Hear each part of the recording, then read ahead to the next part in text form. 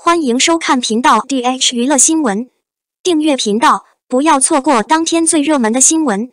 我们今天的时事通讯涵盖以下内容：肖战和杨紫一起获得荣誉，两人一起走在观众面前，交换眼神的位置太甜了。从这一点上，我们同样能够更加淋漓尽致地感受到肖战穿上这套西装的魅力。与生俱来的西装修身，计划成了肖战炫耀身材的好舞台，而照片中他的优势和领带轻微撕裂的状态就更受限了。为了他现在扒出来的霸道总裁范总，还有谁不被允许？都说小姐姐身材苗条才好看，但是你看杨紫这张略带瓜子脸的照片也是很有女人味的。杨紫本身年纪也不大，身材和皮肤异常的白皙细腻，一副水光粼粼的豆腐皮造型，相信会被无数女人嫉妒。在这里见到小优，着实让人吃惊。这次杨紫的场合需要口红号，对于一线女明星的穿搭来说，在造型上选择优质宝石也很有吸引力。杨紫此次挑选的宝石是肖邦高级系列的顶级线型，单从她的中国花束造型的耳钉设计来看，完全适合洋溢着东方韵味的杨紫。而且她的腕带和戒指的设计秀同样堪称闪亮。杨紫谈余生，对戏拥抱肖战时落泪。社长说这是真爱。从童星到强势小花，从人多有色到人见人爱，杨紫粗声说自己曾经一听到车就发抖，但她选择抛开争执，坚持她令人印象深刻的艺人技巧，通过清洁慈善行为获得在媒体渠道中获得吸引力的确定性。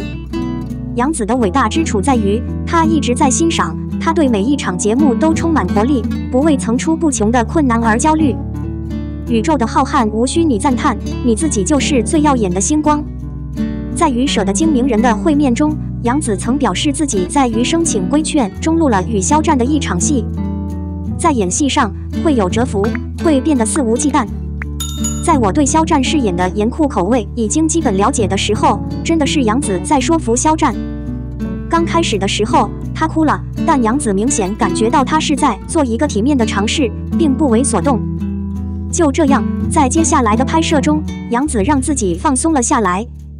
于是他这会儿要哭的时候，杨紫却没有哭，然而到头来却是两人都以为会咯咯笑的时候，杨紫和肖战却在拥抱在一起的时候，真的是泪流满面了。在那时候，首领说这是真正的倾向，坚持作为艺人的令人印象深刻的技能，并通过清洁慈善行为获得在媒体渠道中获得吸引力的确定性。校对者觉得这句话不只是针对杨紫，也针对肖战。由相似的两位伟人制作的电视连续剧将大受欢迎。但话说回来，余生什么时候才能联系上呢？02，肖战的眼睛，杨紫的鼻子，王一博的嘴，联手构筑了一个逆天男神。可以说，李现凭借一档家喻户晓的新综艺《亲爱的家人朋友》迷倒了无数年轻人，李现的名字一时间在网络上传播开来。杨紫的特别场合装扮并不完美，但看起来又不掺假又甜美，只需涂上定妆和淡妆，细腻的效果就非常棒了。两条斜刘海看起来很诱人。不管怎么说，已经足够惊艳了，或许和她在剧中的形象相符吧。那天的裙子年轻傻傻的。这一刻最撩人的男星王一博是个酷酷的人。王一博身穿蓝色西装，坦白说，王一博的颜值太高了，很像那个离开漫画的传说。他之前拍过一张蓝色西装的照片，他其实很有魅力，一身严肃得体的衣着，鼻子和嘴唇的延伸，在灯光的照耀下，仿佛被涂上了一层淡淡的涂料，显得格外平淡冷漠。肖战的眼睛，杨紫的鼻子，王一博的嘴巴合二为一，塑造了一个逆天男神。其实名气最大的是周琦，很多人看过周琦的小快感，也有很多人主动看过。周琦的演技实力也很受网友们的好评，您对此有何看法？03，张艺兴变身华人主唱赴哈佛演讲，他是二流的，尽量不和周杰伦合影。万万没想到，一贯超凡成长的张艺兴也有过自卑感的快照，更没想到曾经是一成员的他，回国后会成长得如此之快。除了名声大噪之外，他成为了组织的总裁，还成为了第一个去哈佛演讲的华人歌手，并不断利用自己的能力感染更多的人。这是比张艺兴年轻3岁的田曦伟永远也达不到的境界。张艺兴从开始到现在，我的顾虑一直在往上起飞。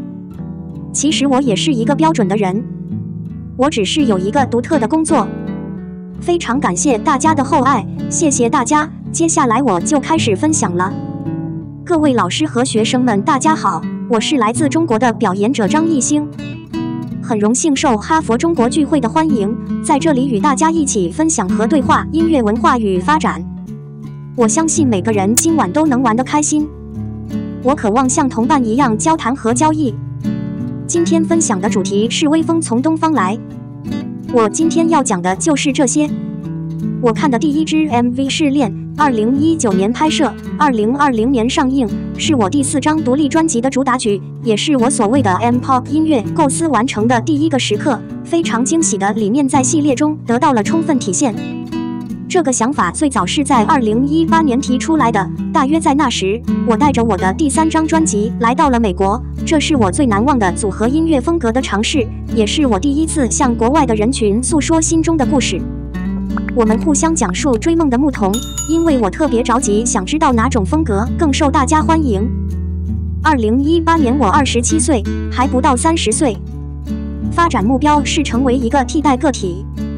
大约在那时，我相信会有更多人看到中国音乐，但我没有进一步考虑张艺兴。但在到来之后，我认识了很多国外的艺术家和制作人。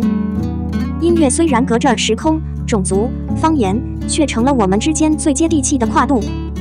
我们可以继续传达和分享表现形式，一起传达。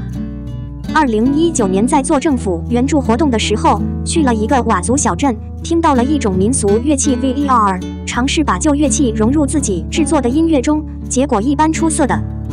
一种调子是我自己的团结无法传达的，不是一种可以被编成压垮的调子。谁能想到，这样美妙的音乐就在这个小镇，而这乐器就在我们的祖国。当我拿出葫芦丝时，他们的眼睛变大了。这是什么？然后在那个时候，我开始让他们知道，这是我们常用的工具，叫做葫芦丝。我认为社会交集也是一种发自内心的成分。张艺兴17岁之后去韩国留学。21岁时，我以 LAY 的身份出现在我收集的 EXL 中。从那时起，我一直在努力发展和创造。我一起租的房子，的确，我付了房租。我继续看到各种社会和民族聚会的音乐和表演，我也去许多国家参加锻炼。这种人际关系组织允许我们彼此交谈。我意外地发现，当我见识了世界，回到中国后，我更容易理解中国5000年历史所蕴含的悠久而重要的文化。那时我才真正体会到社会宝库有多么庞大，有多么丰富。这是无数古老的乐器、故事、社会等着传承。当更多的年轻人以不同的方式将它们重新唤醒时，自从见过世面以来，我更爱我的祖国。同时，正是因为我有一双中国人的眼睛，而放眼世界，我看到了更多社会崩溃对应与和解的机会。张艺兴，我要分享一个梦想的话题。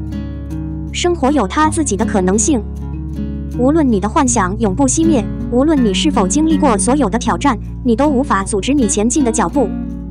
在我10几岁的时候，我看了周杰伦先生莱恩姐弟的节目，那时候正好有机会去杰伦姐弟那里好好认识一下，结束后合影留念。大约在那时，我带着一张极厚的光盘和一个唱片整理器，旋律是我年轻时创作的。我会不断地回忆起杰伦兄弟姐妹在那场演出中的存在，他几乎是我心目中那个时代最好的演奏家、明星和艺术家。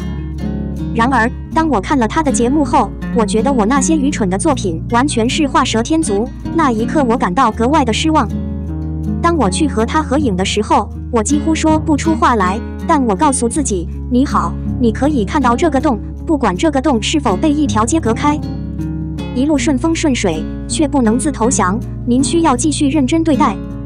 1年不行就是5年，5年不行就是10年。去年终于对杰伦姐弟讲了这个故事，也很关注我的新曲子。今年是我演讲的第10个年头，所以我觉得一切都是一个新的开始。所以你越是不重要的我，越是能带着这份对梦想的热情走自己的路，那么闪闪发光的你就会有更优越的生活。之所以说田曦伟和张艺兴之间存在着巨大的裂痕，可能是说他会真诚地尝试并付诸行动，也可能是因为他说他会付出生命，但同时又会停下来。相信田曦伟和大家可以从张艺兴身上得到收获，成就非凡的人生。我们的新闻部分文此结束，欢迎把你们的想法留在评论区，大家一起讨论一下。欢迎，也别忘了帮我点个赞加关注谢谢大家。